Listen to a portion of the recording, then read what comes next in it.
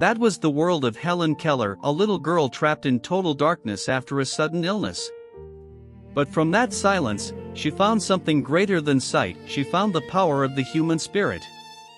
With the help of her teacher Anne Sullivan, Helen turned despair into hope, and darkness into light that inspired millions across the world. Her journey isn't just a story, it's proof that no obstacle can stop a heart that refuses to give up. If you believe in the strength of the human spirit, don't forget to like, share, and subscribe to Luke Stories, where real stories light up your soul.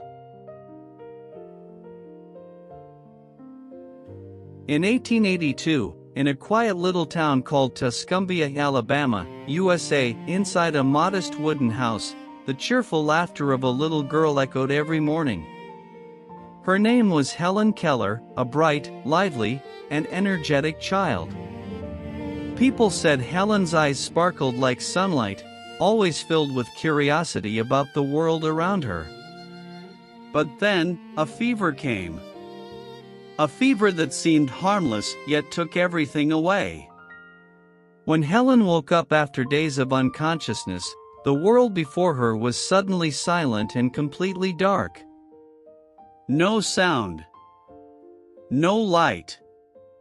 No gentle voice of her mother, no familiar face of her father. All that remained was darkness and silence.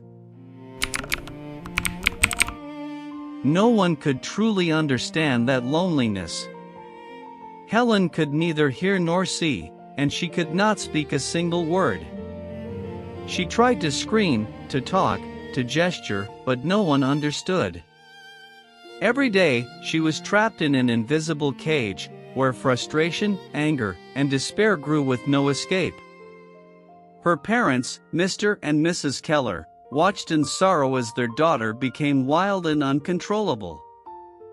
Helen would throw things, hit people, or sit quietly for hours in a dark corner, tapping her fingers on the floor as if trying to reach out to the world beyond her silence. People said, "A blind and deaf child, she'll never learn anything." But Helen's parents refused to give up. They believed that somewhere inside those lifeless eyes, a small flame still burned. When Helen turned 7, a young woman entered her life, Anne Sullivan. Anne too had once lived in darkness. She had been blind, but she had fought her way back to light. Now, she came with a mission: to awaken a soul imprisoned in silence. From the very first day, Anne knew this would not be easy. Helen resisted, screamed, and refused everything. Every lesson was a battle between the teacher's patience and the child's despair. Anne began teaching Helen by spelling letters into her palm. For example, when holding an orange, she would spell ORANGE into Helen's hand. But Helen didn't understand. To her, those movements meant nothing. Day after day, Anne persisted. Sometimes, she had to use all her strength just to keep Helen seated. Each lesson ended in exhaustion, frustration, and tears. Anne often wondered, will she ever understand? And then, one day, the miracle happened. Anne led Helen to the water pump behind the house.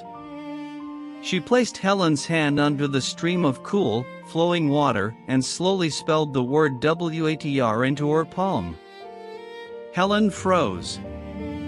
The water ran across her hand, cold, alive, real. She felt each drop falling, and suddenly stopped, as if something deep within had connected. In that instant, Helen realized that the symbols Anne was tracing represented the thing flowing through her hand. WATER. Water.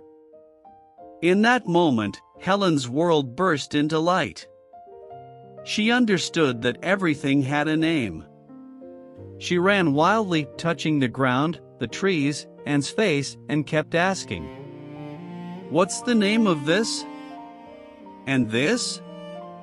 and couldn't hold back her tears. She knew the girl lost in darkness had just found the key to her world. From that day on, Helen learned like a storm. She learned to read Braille, to write, to communicate, through touch, through feeling. She placed her hands on people's lips to sense the vibration of their voices, then mimicked every sound, every breath. Each lesson was a victory. Each word was a step away from darkness. Years passed. Helen Keller didn't just learn language, she learned faith. That true strength does not lie in one's eyes, but in a heart that never gives up. In 1904, the entire United States was astonished by the news. Helen Keller, the blind and deaf girl, has graduated from Radcliffe College, Harvard University. She not only passed one of the most difficult exams, she graduated with honors. It was not just a triumph of intellect, but a triumph of the human spirit. From a child trapped in darkness, Helen became a symbol of light and perseverance. After graduation, Helen chose not to live quietly. She traveled the world to more than 40 countries to inspire, to advocate for people with disabilities, and to fight for human rights. People wondered how she could stand on a stage before thousands, unable to see faces or hear applause. But Helen knew. I don't need to hear them, I only need to feel their hearts. She spoke with the light of her soul and an unshakable faith. Every speech she gave brought silence to the crowd, not from indifference, but awe. People didn't see a blind and deaf woman, they saw a great human being speaking from the light within. Helen Keller once said, "The only thing worse than being blind is having sight but no vision." That sentence made the world pause. Because so many of us can see and hear, yet remain blind to our own dreams and faith. Helen lived nearly a century in darkness, but she never called it misfortune. Instead, she called it her teacher, the one who taught her to see within. When asked, "Are you afraid of the dark?" Helen smiled. "No.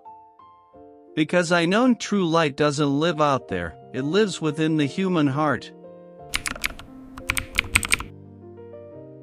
When Helen Keller passed away in 1968, the world bowed its head. They did not mourn a blind and deaf woman. They mourned a torch, one who had illuminated millions of souls with her own darkness. Her name now graces foundations, schools, humanitarian awards, and institutions worldwide. But perhaps her greatest legacy is this simple truth. Nothing is impossible when a person dares to believe in themselves. The life of Helen Keller stands as eternal proof of one simple truth. We cannot choose the circumstances we are born into, but we can choose how to live, and how to walk through the darkness. Helen didn't just live, she shone. She didn't just overcome the darkness, she turned it into light for others. Helen Keller didn't need eyes to see the world. Because she saw with her heart, listened with faith, and spoke with the light of her soul.